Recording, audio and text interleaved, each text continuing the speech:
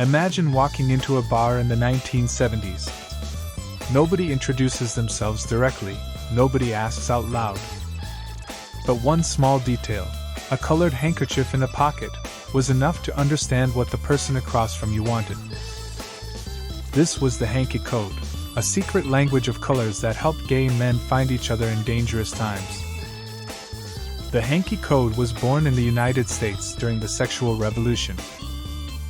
At that time, openly declaring your homosexuality was dangerous. You could lose your job, end up in jail, or even become a victim of violence. So gay men invented a way to communicate through clothing. The Hanky Code was not just a single signal, it was a whole visual language. Each color represented a different interest, and even the way you wore the handkerchief, left or right side, added meaning. The left pocket meant, I'm active. The right pocket meant, I'm passive. Over time, the palette expanded so much that it included dozens of shades and interpretations. This created a kind of secret dictionary, which only insiders could understand. Colors as markers of identity. Rainbow flag. In 1978, artist Gilbert Baker created the rainbow flag, which became the main symbol of the LGBTQ+ community. Each stripe had its own meaning. Red, life. Orange, healing. Yellow, sunlight. Green, nature. Blue, harmony. Purple, spirit. This flag was the opposite of secret codes. It symbolized openness and pride. Black, the leather community. In the 1980s and 1990s, black became the marker of BDSM and leather culture.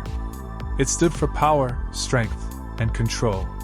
Black jackets, pants, and accessories became the visual code of a whole subculture. Pastel shades, femboy aesthetic. Later, soft pastel colors became associated with femboy imagery. Pink, lavender, or baby blue came to symbolize tenderness, sensitivity, and a move away from traditional notions of masculinity. Why colors mattered? Safe communication. When homosexuality was criminalized, color could send a message to insiders while remaining invisible to outsiders. Self-expression. Color became part of identity. It was a choice to show which culture or style you belonged to. Aesthetics and eroticism. Colors created an atmosphere of desire. They worked as visual codes of fantasies and fetishes. The meaning today. Today, the Hanky Code is used less often, as gay culture has become more open. But the symbolism of colors hasn't disappeared. In fetish clubs, you can still see people with handkerchiefs or accessories in certain colors. FirePony works with those same codes, only in a modern, fashion-forward form.